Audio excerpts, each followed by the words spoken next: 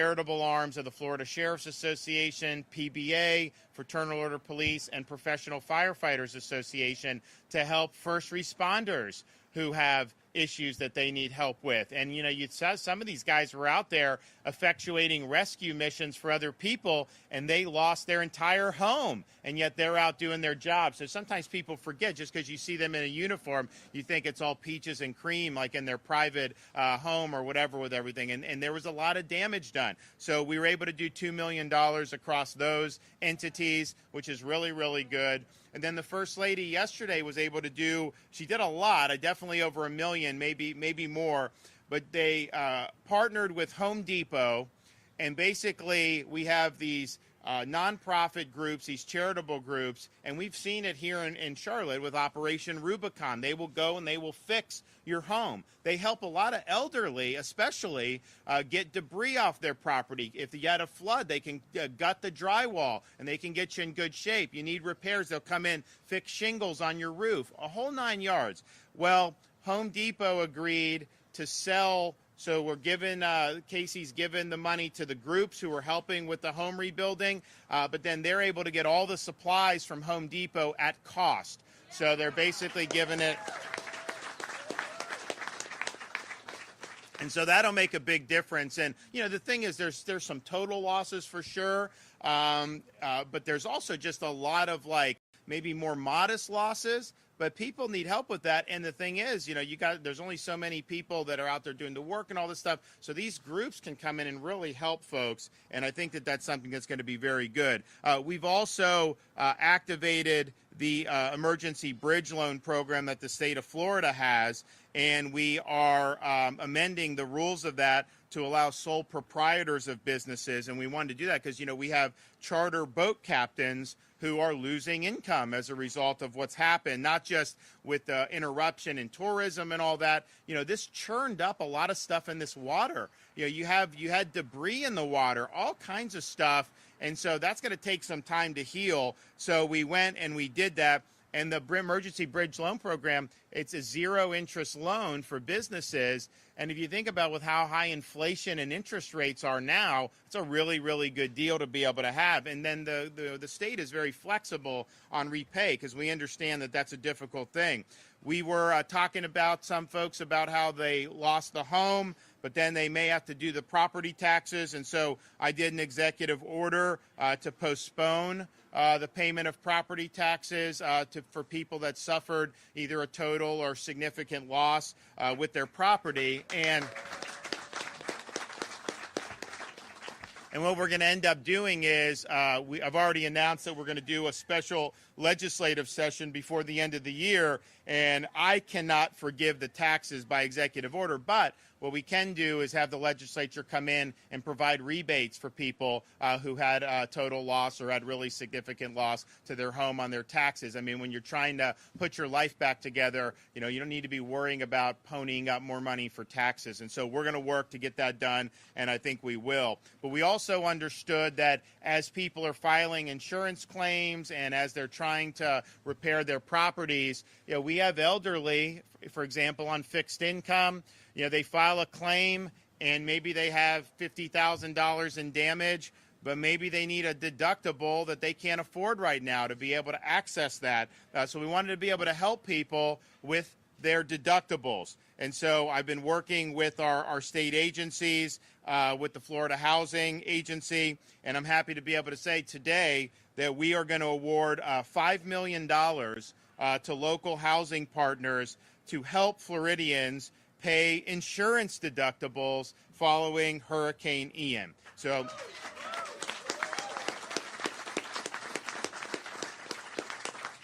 this is awarded through the State Housing Initiatives Partnership, the SHIP program. The $5 million, because we budgeted for disaster, was already set aside for a disaster. And so we're basically doing what we had planned for and utilizing it. So these funds are going to assist individuals, families, and particularly seniors with low to moderate incomes in the 6 most impacted counties: Charlotte, Collier, DeSoto, Hardy, Lee, Sarasota. I would imagine, you know, that the bulk of this will be in Lee, in Charlotte, southern Sarasota, and then probably parts of DeSoto and Hardy. But at the end of the day, we understand there's a lot of challenges here. We understand that those deductibles can be difficult to meet, and we want to be able to help. And so folks can stand by, and you will be getting information about that very soon. We're also working on other things that we're able to deploy in the area to help folks as much as we can. So I want to thank the folks at the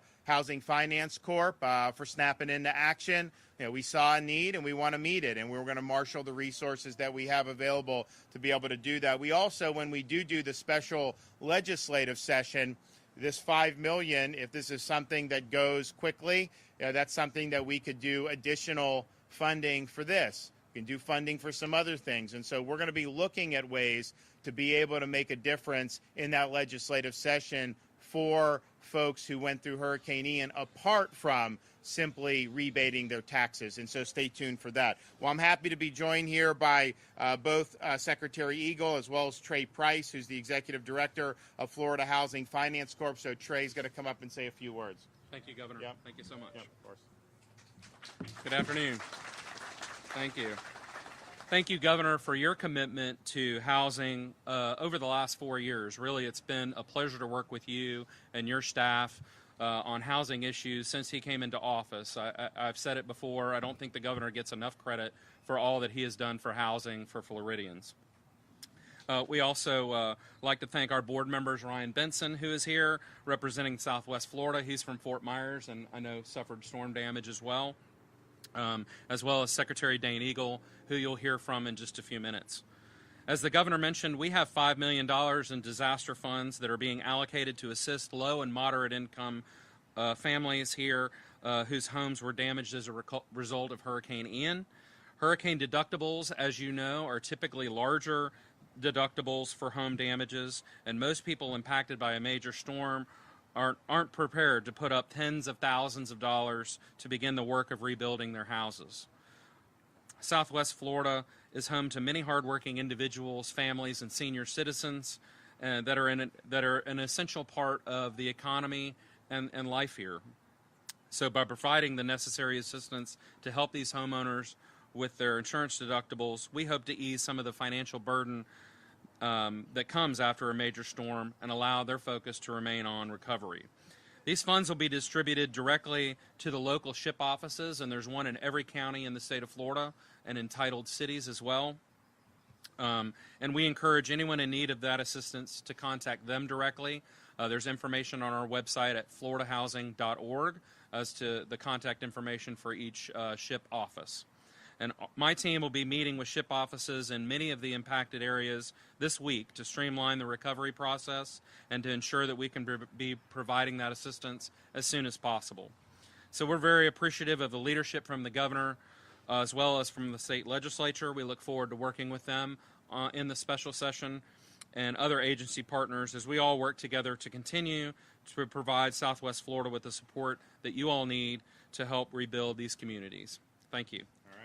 Dane?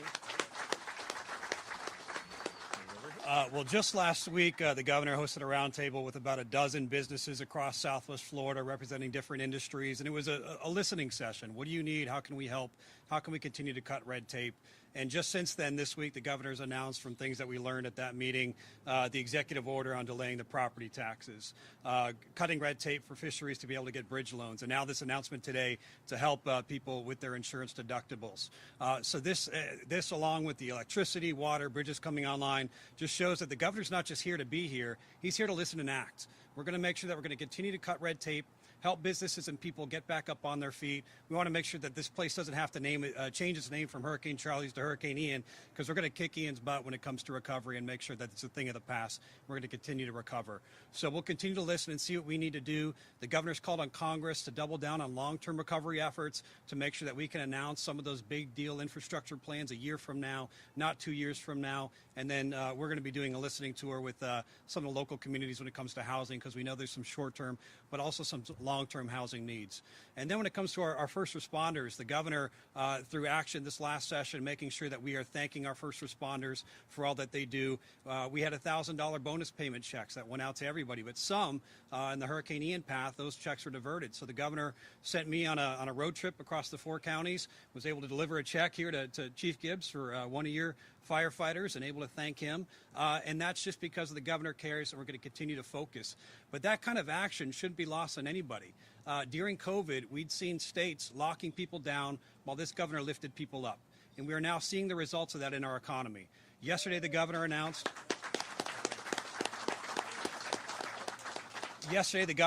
the state's unemployment rate is 2.5%, the second lowest in Florida history. That is incredible. We haven't had a rate that low in 16 years, and it's because of his focus to helping people get back on their feet. And that's a whole point lower than the nation, by the way. 3.5% is the national unemployment rate. Florida's leading the way with 2.5%. Our GDP continues to grow while the nation's is shrinking. That's unfortunate. But Florida is in a place that we will be able to bounce back stronger than ever. We know this area's hit hard, but we're going to be here helping in the short term and the long term. When the cameras leave, the governor won't be, and you can count on that for years to come. So thank you for what you're all doing.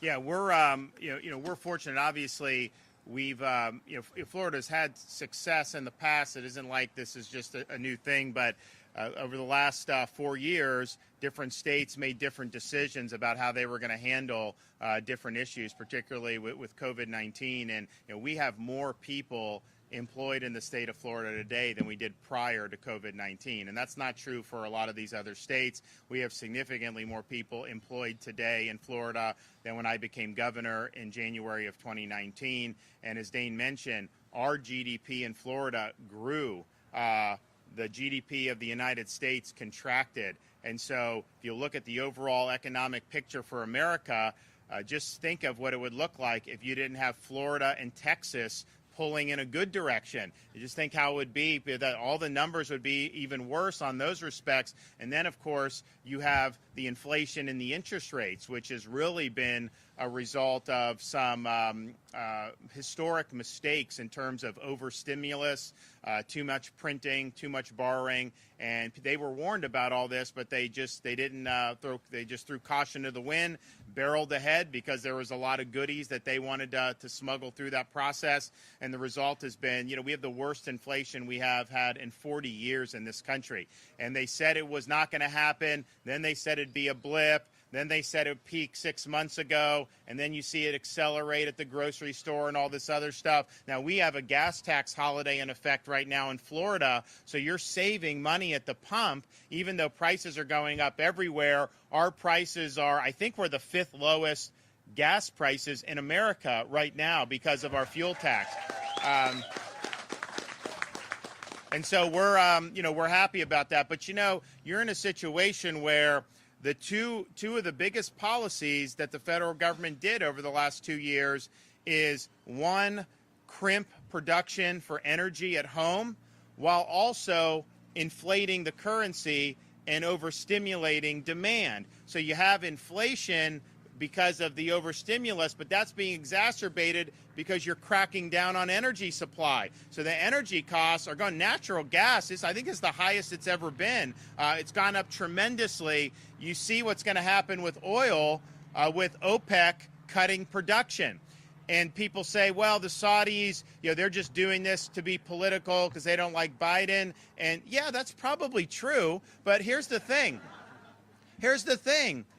He has put the country in a vulnerable place where OPEC matters to us. We were energy independent, and it didn't matter what OPEC did. So now you're basically putting your future and your destiny is being controlled by OPEC, or you're having to beg Maduro for more oil. That is not a good place to be. And so getting real with a coherent energy policy to produce more here at home. And look, we're some of the most solar in the country. You know, these windmills I don't think are dependable that they're talking about or whatever, but these are all just things that would complement. When that hurricane came through here and we needed to get the lights back on, you know, we were using oil and gas to do it. You needed gasoline. If you had an EV, a lot of those things were catching, I mean, like the salt water got in them, really dangerous. So you need to be able to do that. You need to be able to produce more. That would be a big help at addressing inflation. One of the things that you see in Florida is we actually not only adding jobs. How many jobs did we add this last month? Like tens of thousands of jobs, huh? 47,000. 47,000. And what was the nation as a whole was like what? A lot smaller. Yeah, I mean, so we're a huge percentage of this compared, but our labor force is actually expanding, which is what you want. If you don't want inflation, you know, you want more people coming into the workforce, and so you're seeing that in Florida, and we're happy with it. But the interest rates have gone up because of the Bidenflation. There's just no question about that. That makes it more difficult for people to be able to afford a home, makes it more difficult for businesses to be able to invest. Now, we have addressed with housing finance, we actually started July 1st a program to help because we understand, like, in an inflationary period, it's tough to afford some of this stuff. So we did a Hometown Heroes program to give down payment assistance to police, fire, teachers, those folks who are really working to support the community, because you don't want to have a cop have to drive 60 miles to go to work. I mean, you want them to be in the community. And so we've worked hard on that. I think they've done, what, 35 million?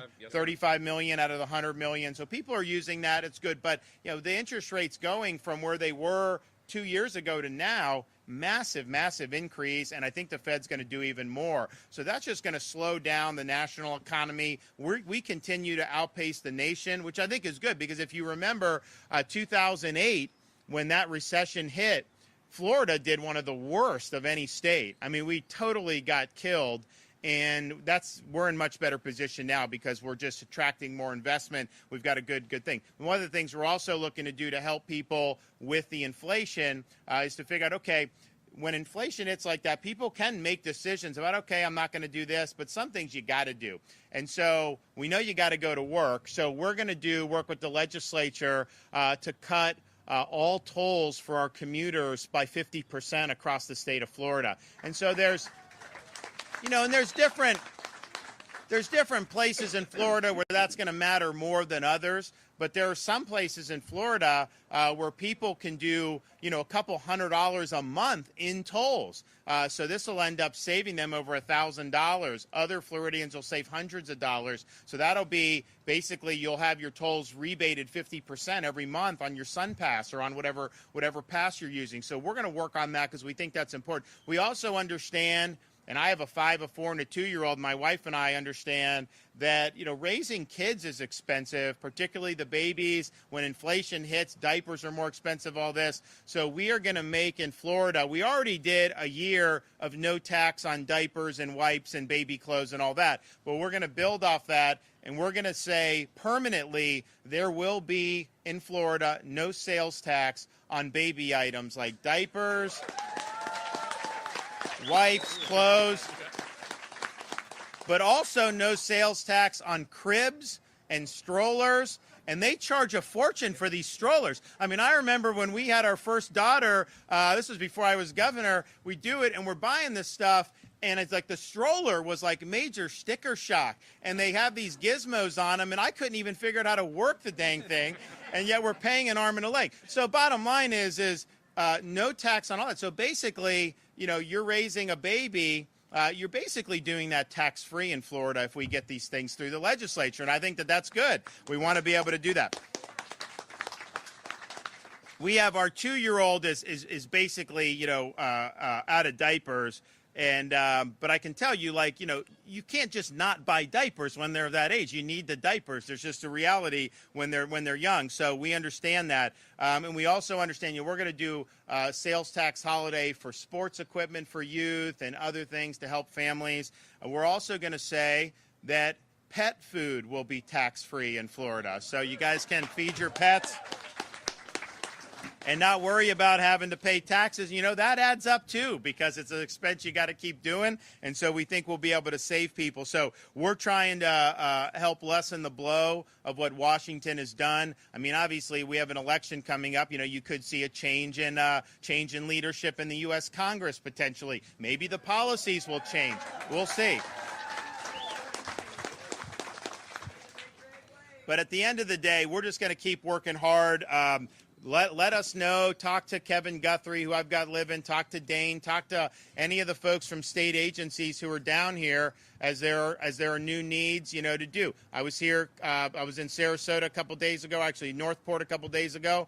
Fella from Charlotte was like, the internet's not working part of these places. So Kevin is now working with those companies. Now there's a lot of damage to that infrastructure, so they're going to have to do a lot. I said, can we do Elon Musk's Starlink? So they're working on all that. So just let us know. We want to continue to be helpful, but we're pleased at the response from the community. I know, growing up in Florida, as I did, and many of you have lived here for a while now, you've been through different storms. They're never easy, and this one was a big one. But I think the resiliency and the response to this has been really strong on behalf of the people of the communities of Southwest Florida. So, we're working hard to move all these resources, do all that, and that's our job. But we've had success with bridges and all these other things, partially because, we have the community rallying together, helping everyone's rowing in the same direction. It makes a difference. So we appreciate that. We're happy to be helpful, and we will see you guys very, very soon. So God bless everyone. Thanks.